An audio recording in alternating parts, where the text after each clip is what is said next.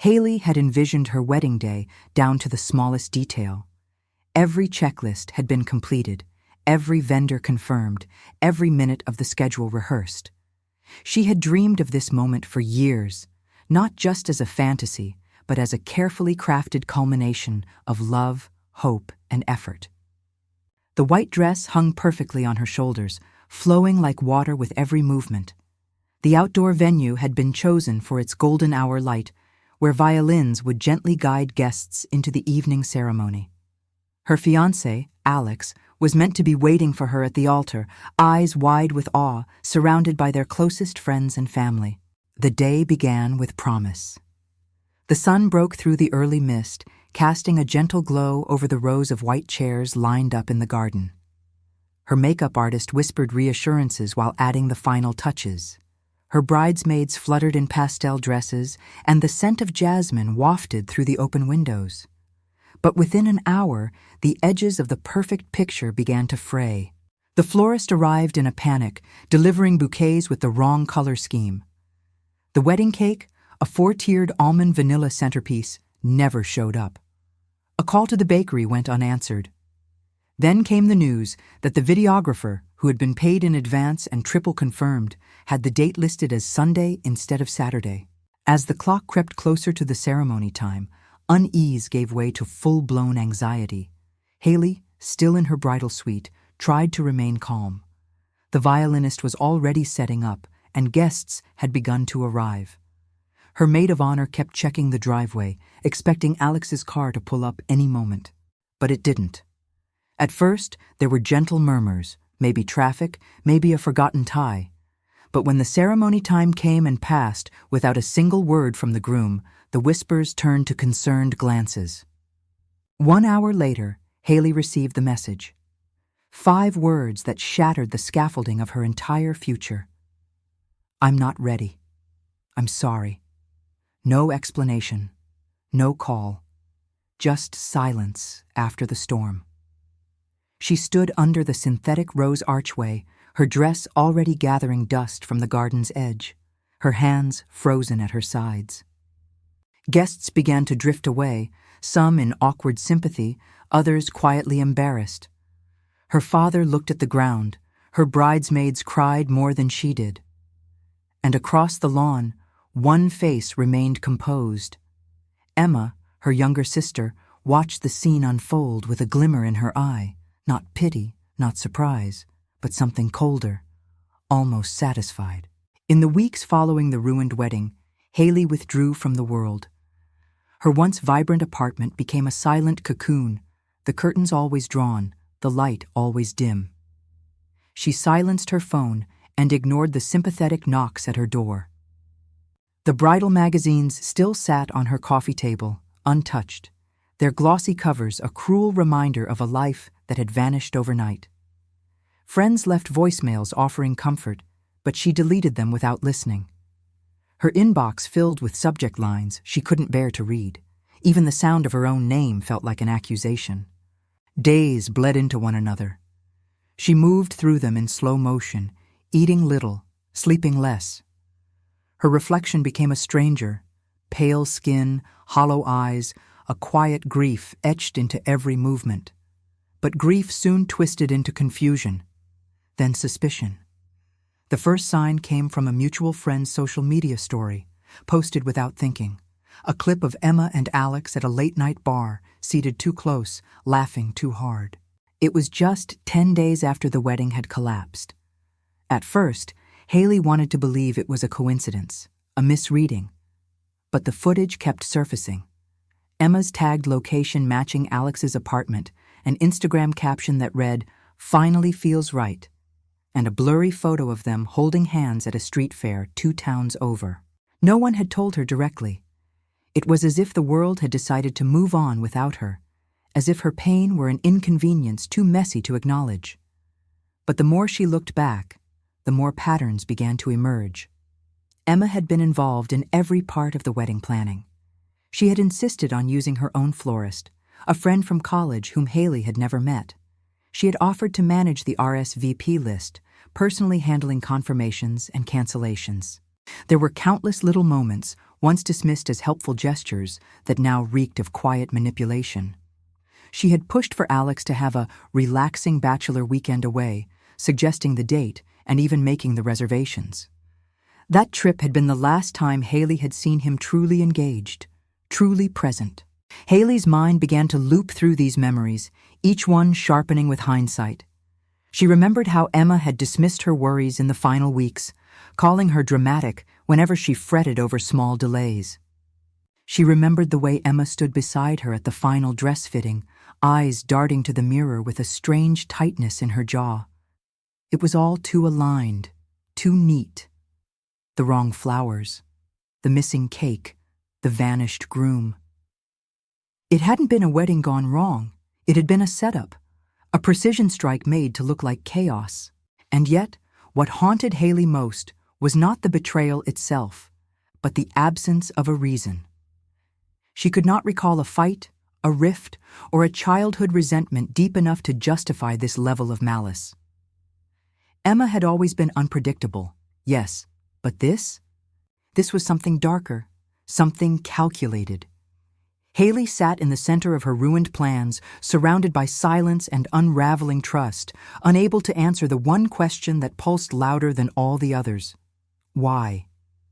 Emma and Hailey were raised in the same house, under the same roof, with the same set of rules and traditions.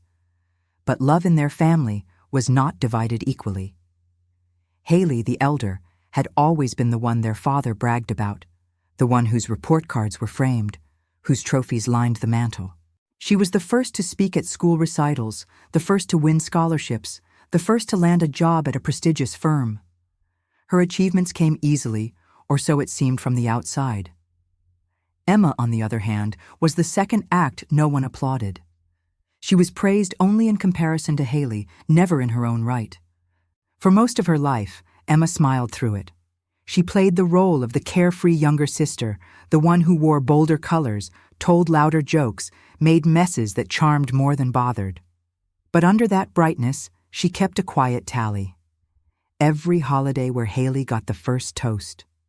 Every dinner, when their father leaned in to ask Hailey about work while brushing off Emma's stories with a glance. It wasn't always overt, but it was constant. The small dismissals, the casual favoritism, it built something dense and cold inside her. Hailey never saw it. She loved Emma in the uncomplicated way of someone who had never needed to compare herself to feel secure. She believed they were close, believed their sisterhood was built on trust and history. She never questioned it. But now, in the heavy aftermath of her ruined wedding, Hailey began to re-examine the past through new eyes. She thought about the boyfriend who had ghosted her in college after a short weekend back home. Emma had been there. She remembered the sudden tension with a trusted client that ended in silence and a dropped contract. Emma had offered to deliver that proposal personally. Colleagues who stopped inviting her to events, old friends who faded without reason, job opportunities that disappeared before they arrived. Each thread, pulled gently, seemed to lead back to Emma in some subtle, deniable way. It became a chilling realization. Emma hadn't just sabotaged a wedding. This wasn't an impulsive act of cruelty. It had been a long, deliberate campaign of erosion, done in shadows, with enough charm and plausible deniability to keep suspicion at bay. And Hailey, always assuming goodwill, had never noticed. She had opened doors, shared passwords, handed over trust like candy at Halloween. She had treated her sister like an extension of herself, unaware she was being watched, not with admiration, but with hunger. Now, the picture was painfully clear. Emma's betrayal wasn't spontaneous. It was inevitable. Years of silent competition, years of living in second place, had finally spilled over. But if Emma believed she had won, Hailey wasn't ready to accept defeat. Something hardened in her. If her sister had built a life by dismantling hers, then there would come a time when Emma stood at her own altar, surrounded by illusions of success. And when that moment came, Hailey would be there, not as a bridesmaid, not as a guest, but as a reckoning. 2 years after Hailey's world collapsed, The invitations arrived, delivered in crisp white envelopes with embossed gold lettering. Emma was getting married. The groom was Alex, now a rising star in the world of urban architecture, featured in design magazines and invited to speak at conferences. He stood confidently in staged engagement photos with Emma, her hand draped casually over his shoulder, the same ring that Hailey had once worn, now displayed like a trophy. The wedding was set to be a grand affair, hosted at a vineyard resort with an outdoor ceremony, followed by a ballroom reception. The guest list glittered with public figures, influencers, and old acquaintances who had once comforted Hailey through a veil of pity. Hailey did not RSVP. She did not call or write. Instead, she quietly began working. 6 months before the date, she rented a storage unit and filled it with evidence. She started with her own digital archives, emails, text logs, call records. Then she combed through old cloud backups, recovering photos and audio files she hadn't looked at since before her wedding. Some were benign, others sharpened her anger with every click. But she needed more than memory. She needed proof. She hired a private investigator named Lena Mendez, a former forensic analyst who specialized in uncovering digital manipulation. Lena worked fast. Within a few weeks, she discovered that Emma had accessed a messaging app from Hailey's old tablet shortly before the canceled wedding.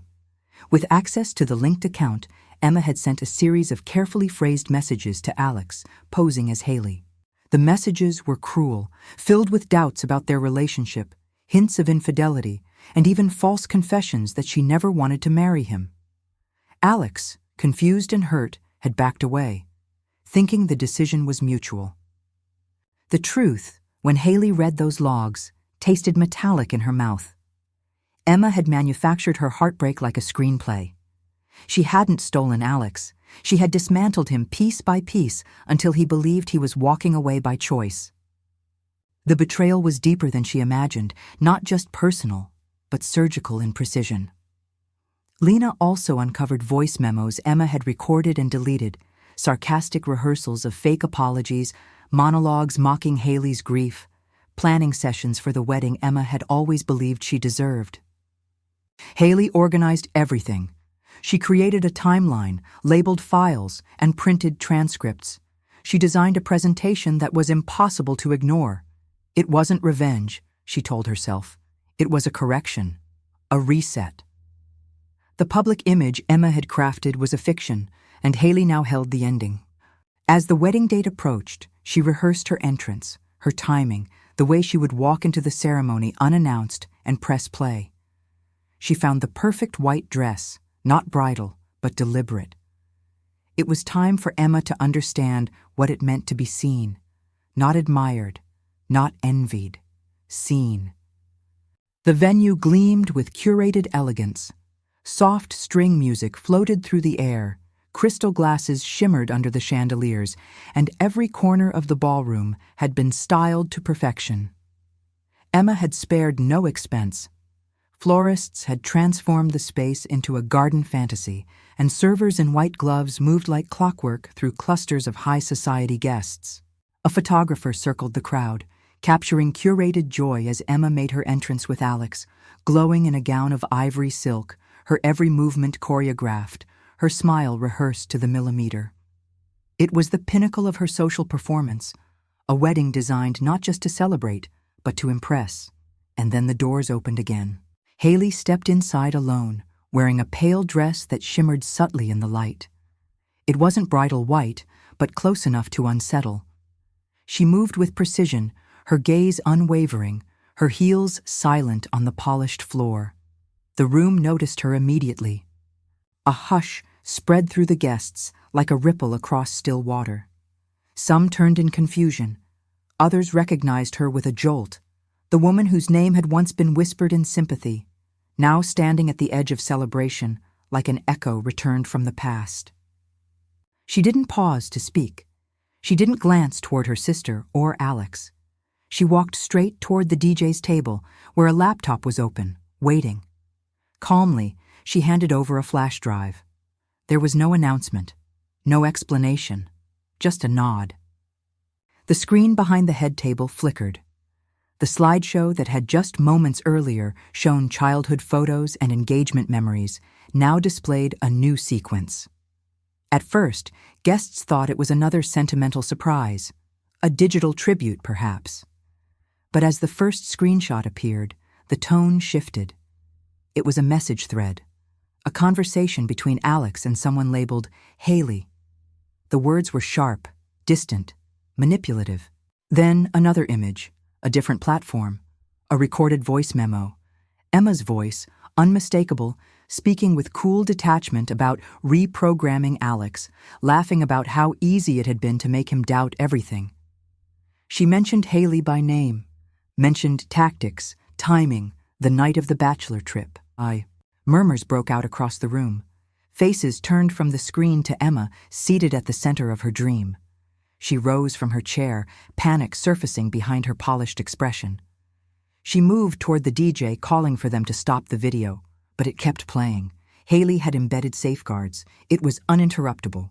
More slides followed, audio recordings, a compilation of calculated sabotage.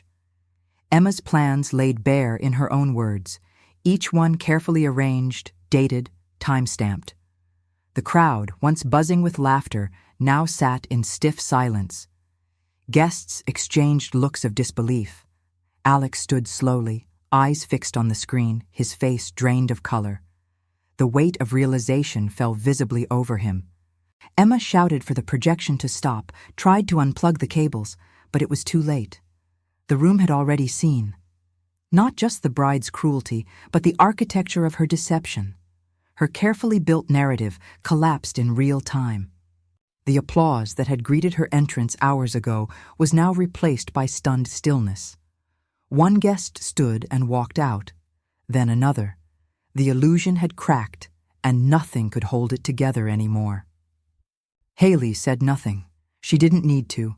She turned and walked back down the aisle between tables like a specter, leaving behind the shards of a fairy tale she hadn't destroyed, only revealed. Hailey left the venue without turning back.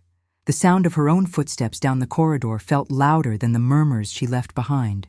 She didn't stay to witness the full collapse, didn't wait for the final reactions or apologies that might never come. There was no satisfaction in gloating, no pleasure in the chaos.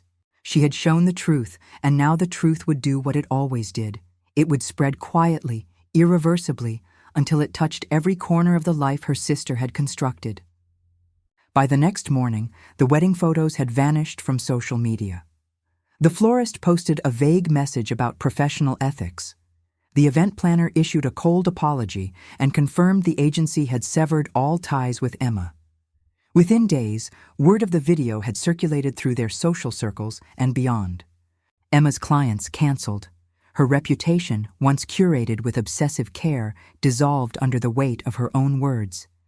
Alex left the city entirely. He didn't reach out, didn't leave a note. For him, the truth had arrived like an avalanche, too heavy to resist, too fast to process. Hailey didn't follow the fallout closely. She saw headlines, overheard whispers, received texts she never opened. Her parents didn't call, but she imagined the silence between them stretched wide with shame. It no longer mattered. She packed her apartment in one quiet weekend and moved across state lines to a city where no one knew her name. There, she rented a modest flat with large windows and bare white walls. She found work in a local gallery and filled her days with slow tasks, hanging paintings, writing descriptions, polishing glass. It was a quiet life, but it was hers. The pain didn't vanish. It lived in her still, in muscle, in memory, in the way she flinched at sudden music or the scent of peonies. But the weight she'd carried for so long had shifted. She no longer carried it for others. She no longer begged to be understood. What remained was a calm, clean space inside her, one that had never existed before. There were no speeches, no closure, just space. In the drawer beside her bed sat a small black flash drive, unlabeled but unmistakable, the same one she had handed to the DJ. She never looked at it again, never plugged it in. But sometimes, on nights when her chest tightened and the shadows of old wounds threatened to wake, She would open the drawer and rest her fingers on its smooth edge. And in that small gesture, something in her lungs would loosen. Not because she needed to remember what she had done, but because she had once chosen not to stay quiet. And that was enough.